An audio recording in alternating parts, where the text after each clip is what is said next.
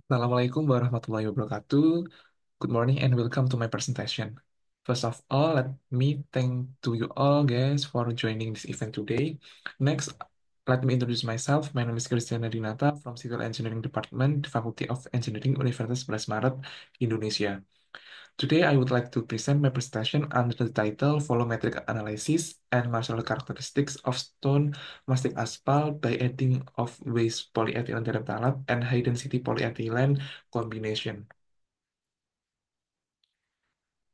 The study inspired by the stone mastic asphalt that rarely used as a surface layer in flexible pavement in Indonesia, whereas stone mastic asphalt is an asphalt mixture using high content aggregate and asphalt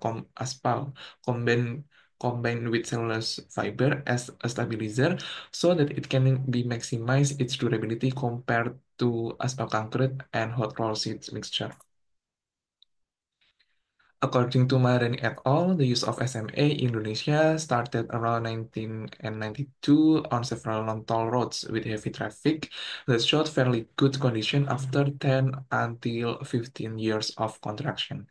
Meanwhile, the use of SMA was temporarily stopped in 1998 due to the difficulty of obtaining the cube-shaped crushed stone aggregate. Furthermore, this use of stone mastic asphalt mixture was also reapplied in 2010, but many owners or contractors rarely use this mixture into their works. This indicates that the speed SMA mixtures are still not widely used in Indonesia. They provide a great potential, especially for repairing roads damaged by heavy traffic loads. On the other hand, selecting and using SMA mixtures materials, especially crushed stone and asphalt, should be considered because of the decreasing amount of this materials in nature. As a result, according to Herinata et al., an alternative material is needed to solve this problem using waste material or recycled or secondary material into the SMA mixture. So plastic waste can be used as an additive or substitute in SMA mixture. These ideas have been shown by a study that indicated that adding 8% of plastic waste to the SMA mixture improved its performance in the terms of Marshall stability and tensile strength ratio or TSR, which were 18.55 kilonewtons and 22.10% respectively. On the other hand, on the other study, a study that used 4% high density polyethylene plastic waste in the SMA mixture also provide similar results with the best Marshall stability value of 19.2 kilonewton. Furthermore, the SMA mixture with 0.8% polyethylene terephthalate plastic waste added as an additive had the best mixture performance for the TSR value, which was higher than 80%, 85%. So according to the previous problem description, the SMA mixture's performance, including its market stability value, can be enhanced by using specific types of plastic waste. However, previous studies still use only one type of plastic waste, and there has been no study that combines two or more types of plastic waste as an additive to the SMA mixture.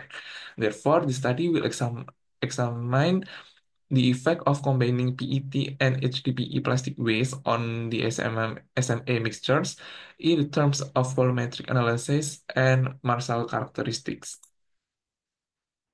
The next is experimental methods that are used in the study divided by three stages, namely first stage, there is material preparation such as aggregate, asphalt binder, cellulose fiber, and plastic waste. And the second stage is production of specimens using Marshall mix design to determine optimum asphalt content.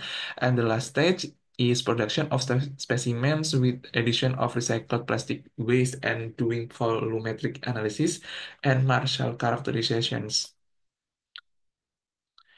This slide show This slide shows you the result of aggregate preparation. The aggregate consists of crushed stone with maximum size in 3/4 inch, a half inch, and stone dust.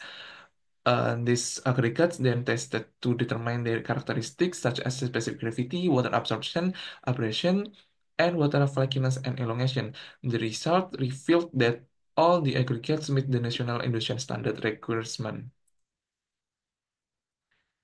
The next slide show is the result of asphalt binder preparation. In the study, 60 per 70 penetration asphalt production between shell production of shell bitumen is used as asphalt binder, and the asphalt binder meet the National Innovation Standard requirement.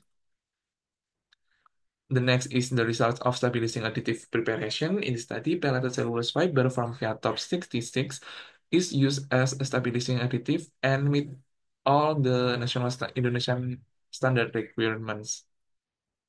So the last slide is this slide shows you the waste plastic preparation. In this investigation, waste PET and HDPE will be mixed with a weight ratio of 1:1 and make a new identity, namely recycled plastic waste or RPW. The RPW was tested for its specific gravity and obtained approximately 0.92 gram per cubic centimeter.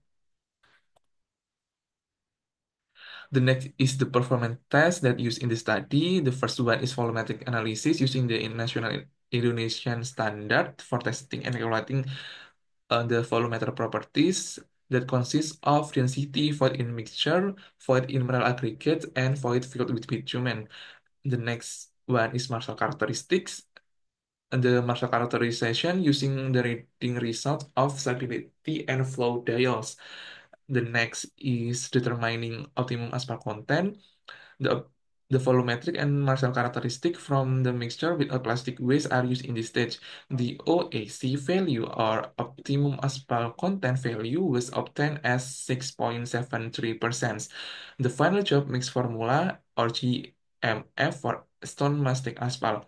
The volumetric and asphalt the volumetric and Marshall characteristic from the mixture without plastic waste are used in this stage.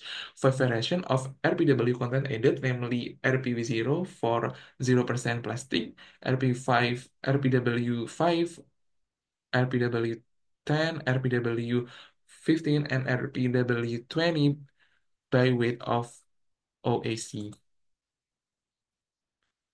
The next is volumetric analysis results. When the first one is when RPW content increases, the density value will decrease. The highest density value was the RPW5 mixture of 2.320 gram per cubic centimeter, and the lowest value was shown by RPW20 of 2.281 gram per cubic centimeter.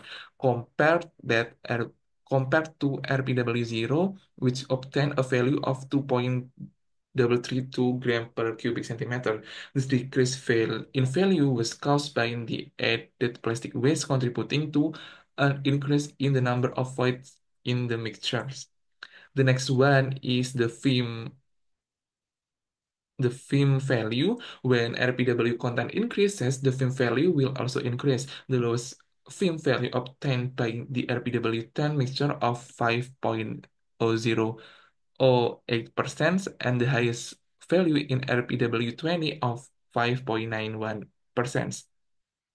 Furthermore, all RPW mixtures may have not met the film value, which is in the range of 4.0 to 5.0. This is because by the increase in the surface area of the mixture components due to the addition of plastic waste that needs to be covered with the asphalt, resulting in increase in void in the mixture.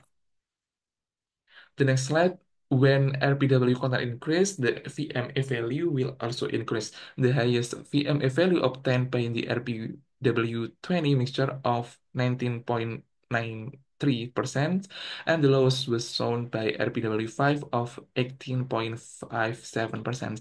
Furthermore, all mixtures with variations in plastic waste content have also met the VMA value requirements in Indonesian national standards, which is more than equal to 17%.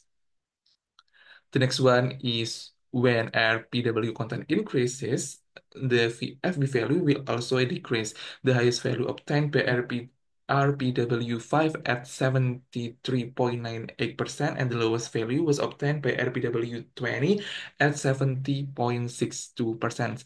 The minimum and maximum VFB values are not specified in the Indonesian national standard, so the VFB value in all mixtures can be used to determine the most optimum RPW content. The next is the effect of RPW variation on stability value, and it will increase when the RPW content also increases.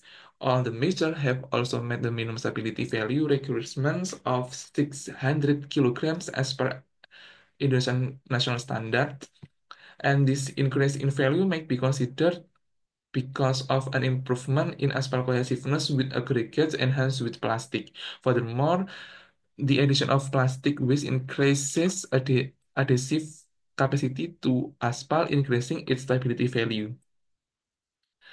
The last one is the value of flow characteristics. When RPW content increases, the flow value will increase. When compared to RPW0, the lowest RPW value obtained by RPW5 of 4.27 millimeters, and the highest value is obtained by RPW20 of 5.1 millimeters.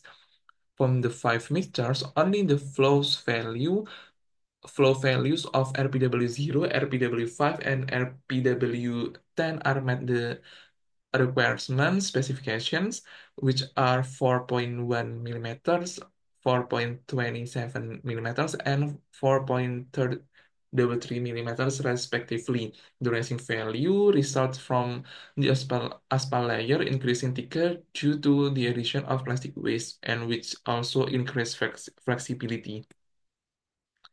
So based on the previous explanation, it can be concluded that first, the volumetric analysis and Marshall characteristic results have changed significantly caused by the addition of RPW in the SMA mixtures. The second one is the RPW10 mixture results in Marshall characteristic value in accordance with Indonesian national standards. However, the film value has not met the SMA's minimum and maximum requirements. Overall, the volumetric analysis and Marshall characteristics obtained in this mixture where density was 2.313 gram per cubic centimeters, film was 5.08%, VMA was 18.80%, VFB was 73.03%, stability was 6,685.85 kilograms, and flow 4.33 millimeters. In addition, future studies should investigate the effect of the number and temperature of compacting of the mixtures, and should analyze the stiffness modulus, moisture susceptibility, and fatigue of these SMA mixtures. So this is my presentation. Thank you for following this presentation until the end. Wassalamualaikum warahmatullahi wabarakatuh.